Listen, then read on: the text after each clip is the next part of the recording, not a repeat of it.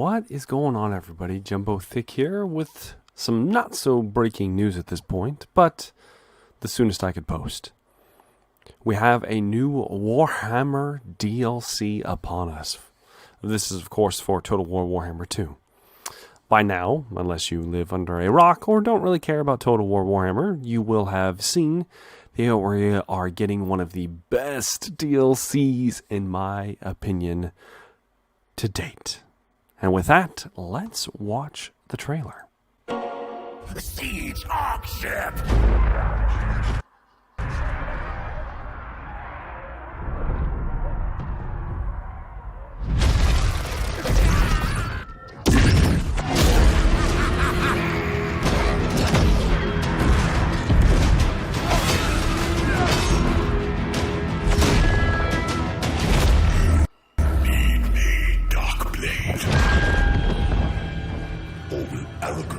Pride end this miserable existence. Shut up, demon!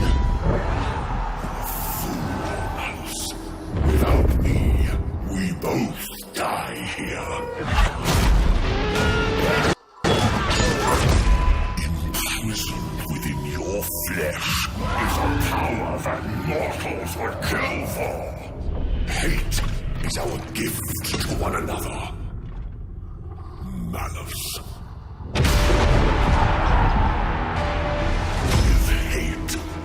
All things are possible.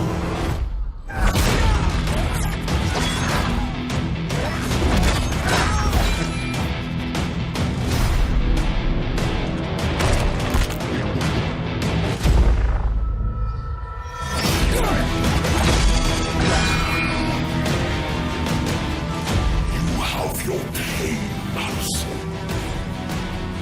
But your soul belongs to me.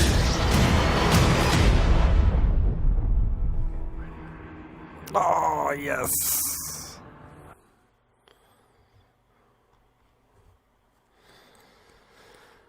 And so,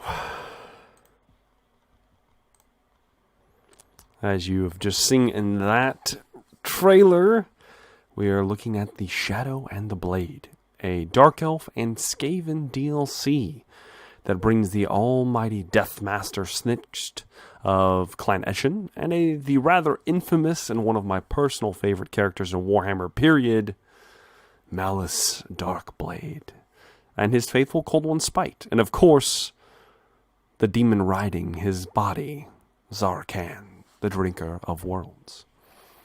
Now, not only are we going to be getting these rather infamous lords, but we're also getting a slew of new campaign mechanics to boot, and some more units to flesh out both the Skaven and the Dark Elf roster. And for this, we are actually going to take it to the Steam page to get the full breakdown and my opinions on what this will mean for the game.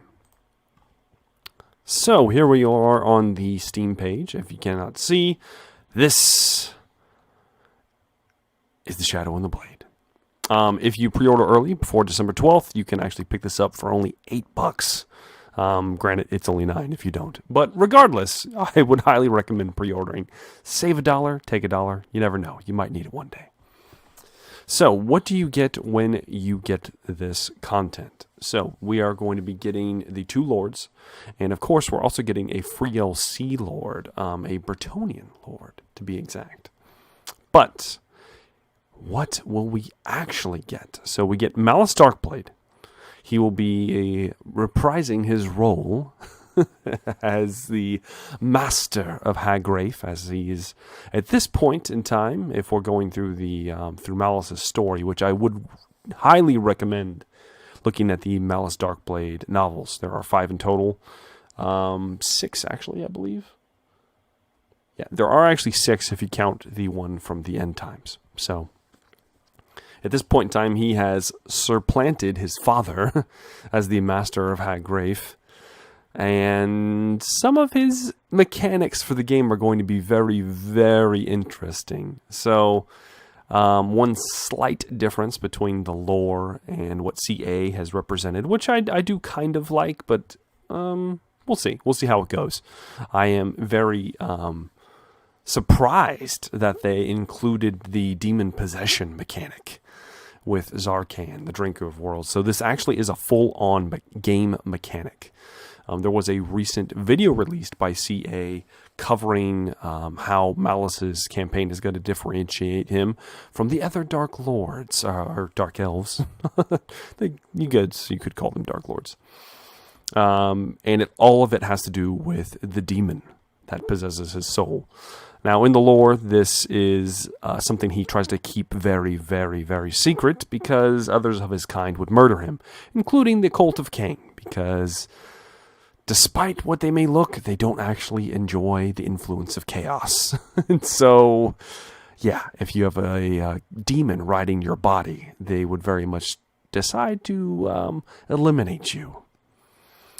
But in this mechanic, essentially Malekith will offer you up an elixir of sort in exchange for securing the necessary scrolls that he will need to enact the vortex. So there's kind of a give and take between Malice and Malekith and the demon. As you can, interestingly enough, with Zarkan's whispers, you can trade in almost pieces of your soul of a sort and to gain extreme power from the demon. But of course it comes at great risk to Malice himself, making him a powerhouse on the field of battle, but with subtle consequences.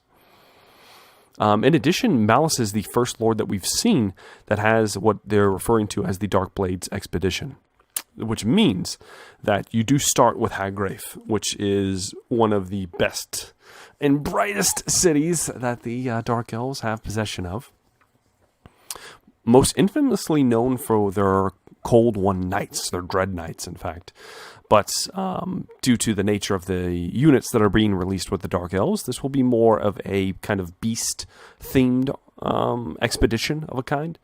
But because of this expedition, you will actually have the choice of letting go of Hagrafe and then just planting your flag wherever you want.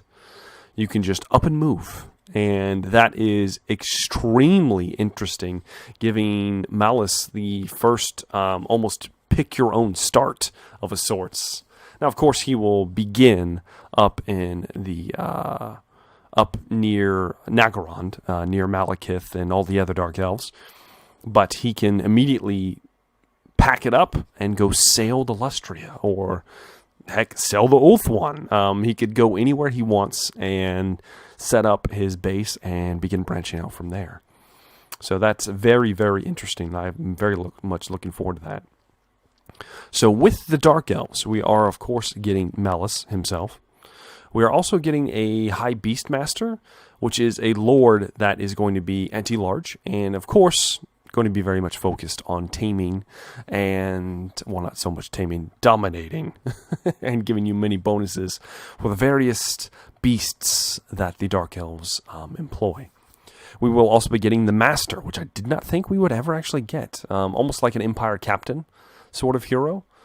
And they are lesser nobles of the Dark Elves. So they will function very much like the Empire Captains. Very good in melee. I'm assuming very heavily armored as well. We are also getting the Scourge Runner Chariots, which are very, very interesting, as they are going to be equipped with their harpoons. And so they're going to be dedicated monster hunting units.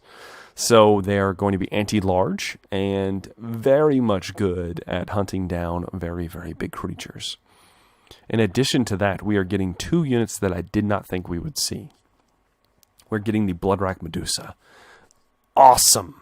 Now, it's going to be a single unit, which, okay. And honestly, these probably would have fit better under Marathi's rule. I really think she should have gotten more bonuses for them. But since they're coming out with this DLC, Malice, there's so many M's, Malekith, Malice, that he will be getting them under his rulership, since they are formerly handmaidens of Marathi, cursed by Hecate. Regardless, the Bloodrock Medusas are big creatures in this. They are horrible And unlike mythology, where the Medusa turns you to stone, Bloodrock Medusas just make you bleed from all of the pores and orifices of your body. So that's how they kill you. It's very horrifying.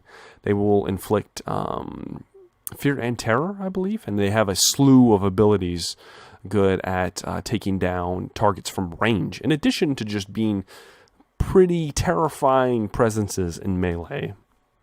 And of course, we will be getting the Bloodrock Shrine, which is essentially the Medusa on steroids. Think of almost like a Mortis engine. It's going to have an aura effect. Now, it is described as an aura of agony and an aura of ardor. I'm not sure what the ardor is going to be. The agony, I can pretty much guess. It's going to have to do with hurting your enemies, which is going to be fantastic. I am very excited for all of the Medusa things going on here. We will be getting some Regiments of Renown, a unit of Harpies, a Squadron Chariot, and of course, a Bloodrock Medusa. But enough of the silly elf things. Let's move on to the Skaven. Now, we don't know as much on them. CA has released a little bit, but has not released a formal video on the Deathmaster yet. This is, of course, Deathmaster Snicked. I think it's Snitch. I'm going to go with Snitch. I think that's how you pronounce it.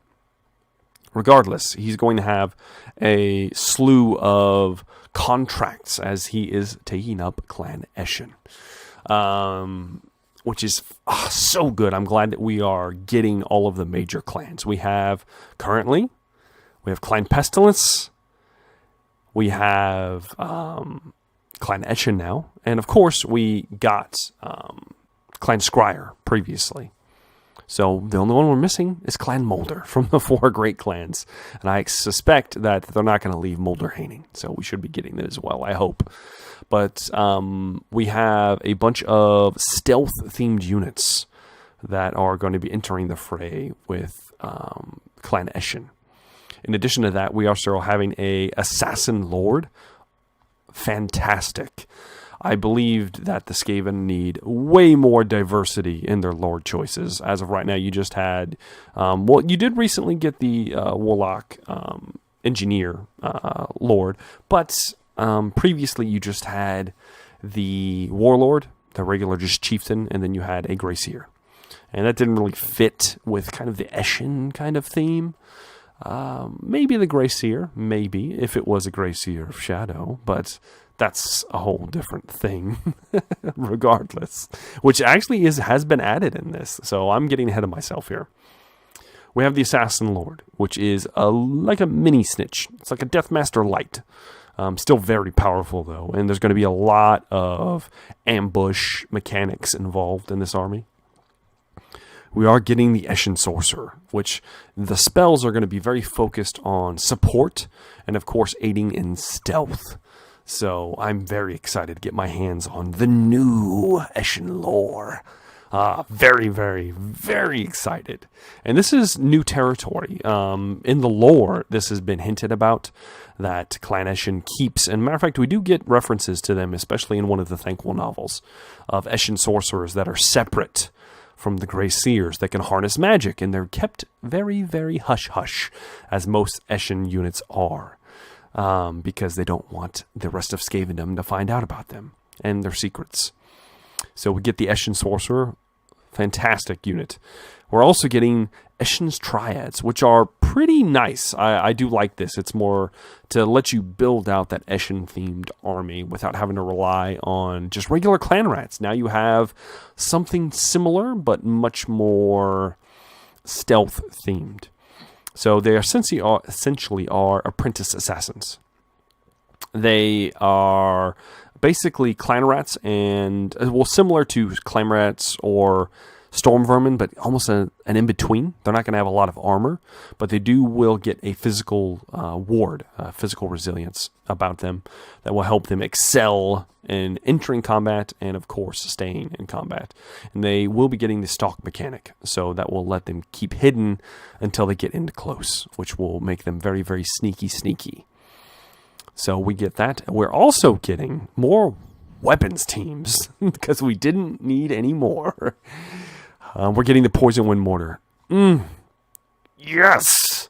Because the Poison Wind Globes don't work that well. I like the concept of the Poison Globes, and in the lore, they're awesome. In practice, in Total War, not as effective. I really am looking forward to the Poison Wind Mortar. I think it's going to be a good stopgap and actually deliver on what the globes should be doing. So we are getting the Poison Wind Mortar weapons teams. We're also getting the Warp Grinders, as you can see here, which are just essentially giant drills made out of warpstone that they are just going to grind through their enemies. They also have like a additional benefit where they can drill into the ground, and it just makes this giant crater that damages nearby enemies. I've got a feeling it might damage nearby friendlies as well, but I'll have to do some experimentation once I get my hands on it to find out. If any of you know offhand, as you've probably seen what I have seen thus far, go ahead and leave me a comment down in the comment section. Let me know if I am somewhat accurate on that account. In addition to that, of course, we are getting 3 more Regiments of Renown. We are getting a Death Globe Mortar. Oh, yes. It'll be the same thing as the regular mortar, just similar to the Death Globes. They will be anti-infantry. And I'm assuming extremely armor-piercing. We're also going to get a unit of Death Runners that are Regiment Renowned. We've needed some, so I am very, very happy about that.